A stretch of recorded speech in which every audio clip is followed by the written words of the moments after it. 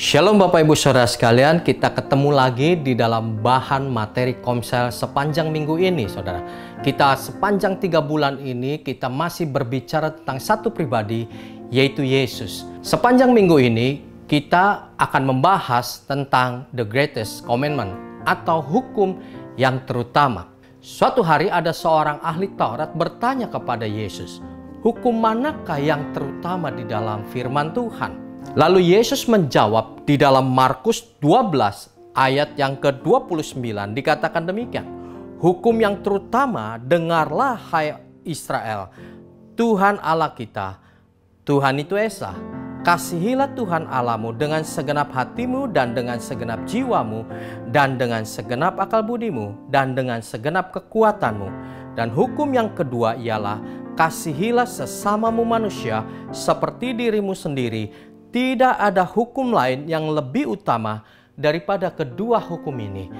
Tuhan memberikan hukum yang paling utama di dalam firman Tuhan, yaitu mengasihi Tuhan dan juga mengasihi sesama. Itulah hukum yang terutama di hidup kita. Ayat ini, saudara, Yesus kutip di dalam Ulangan 6 ayat yang ke-4. Dengarlah hai orang Israel, Tuhan itu Allah kita, Tuhan itu Esa.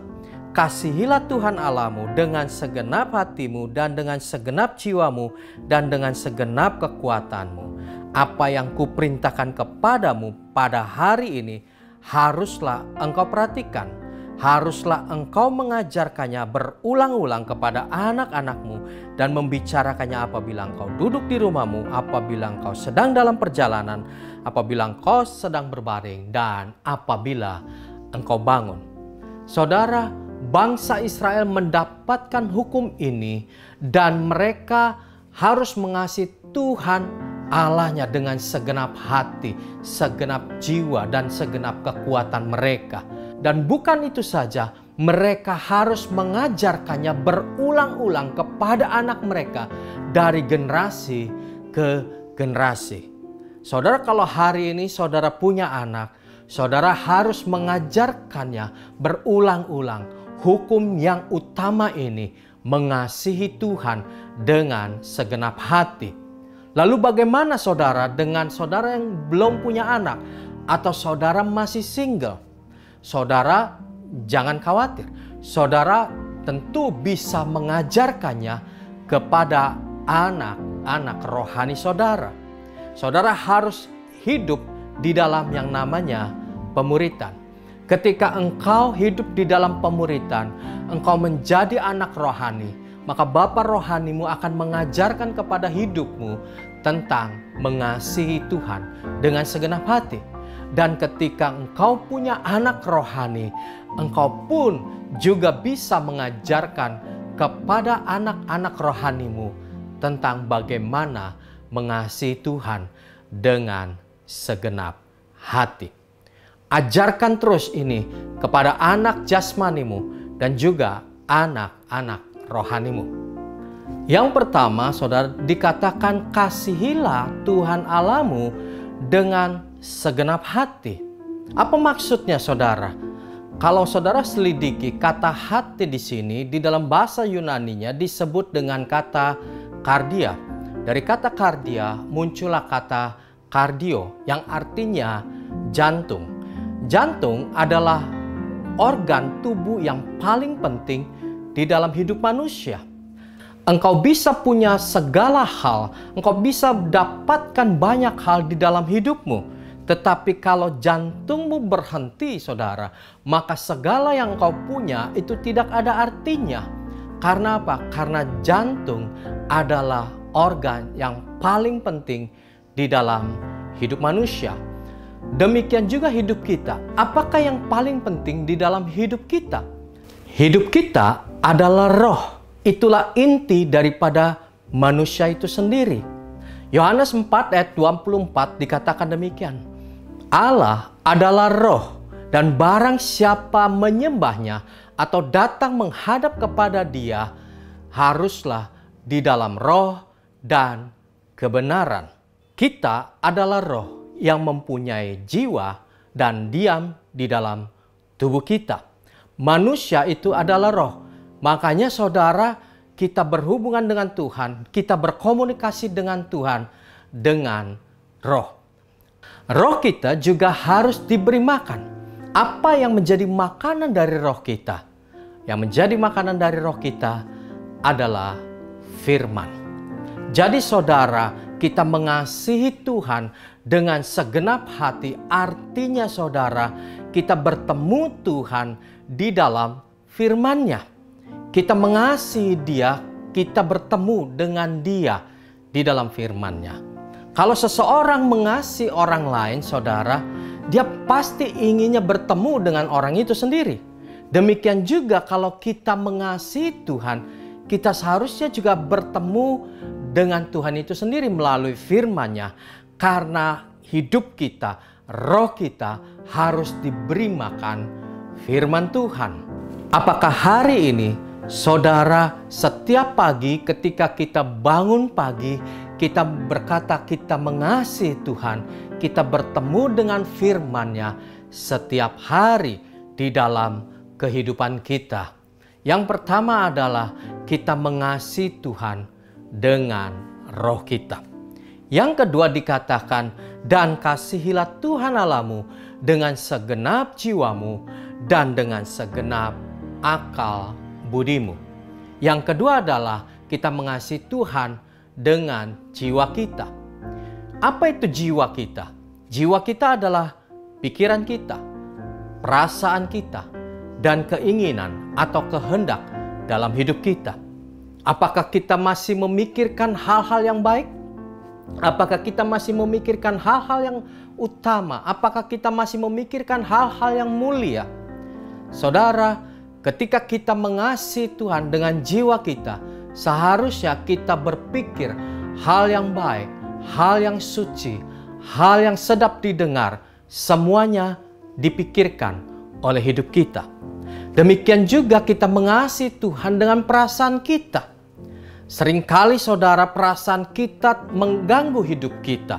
Ketika kita punya rasa kesal dengan seseorang, kita menaruh dendam kepada seseorang, sesungguhnya kita tidak mengasihi Tuhan kita dengan jiwa kita. Kita harus mengampuni orang lain di sekitar kita. Kalau kita mengampuni orang lain, maka kepahitan tidak ada dalam hidup kita. Dan yang ketiga adalah kita mengasihi Tuhan dengan kehendak Tuhan, bukan kehendak kita. Galatia 2 ayat 20 dikatakan, namun aku hidup, tetapi bukan lagi aku sendiri yang hidup, melainkan Kristus, melainkan kehendak Kristus, keinginan Kristus yang hidup di dalam aku. Kita mengasihi Tuhan dengan kekuatan kita. Apa itu kekuatan kita? Itulah fisik kita, itulah jasmani dalam hidup kita, atau kemampuan dalam hidup kita. Kalau kita mengasihi Tuhan, kita harusnya mengasihi Tuhan dengan sekuat tenaga. Saudara, apakah saudara pernah bertanding di dalam suatu pertandingan? Kalau saudara pernah bertanding di dalam pertandingan tarik tambang, saudara akan menarik tambang itu dengan sekuat tenaga. Walaupun mungkin lawan saudara lebih besar, tapi saudara akan sekuat tenaga menarik tambang itu. Demikian juga hidup kita. Kita harusnya juga mengasihi Tuhan dengan kekuatan fisik kita. Kita juga harusnya mengasihi Tuhan dengan kemampuan kita. Ada banyak orang bisa mampu fisiknya, bisa mampu melakukan sesuatu buat Tuhan, tetapi dia tidak mau lakukan itu. Saudara, kita harus mengasihi Tuhan dengan kekuatan kita. Jadi kasihilah Tuhan dengan segenap hati, segenap jiwa, segenap akal budi, dan segenap kekuatan kita. Dan hukum yang kedua yang sama dengan kasihi Tuhan adalah mengasihi sesama kita sama seperti kita mengasihi diri kita. Apa maksudnya saudara? Dikatakan bahwa mengasihi sesama adalah kita memperlakukan orang lain dengan sebaik-baiknya seperti layaknya kita ingin orang lain memperlakukan kita untuk diri kita sendiri. Ayat ini saudara dikutip oleh Tuhan Yesus di dalam Imamat 19 ayat yang ke-18. Dikatakan demikian saudara. Janganlah engkau menuntut balas dan janganlah engkau menaruh dendam terhadap orang-orang sebangsamu atau terhadap sesamamu, melainkan kasihilah sesamamu manusia seperti dirimu sendiri. Akulah Tuhan.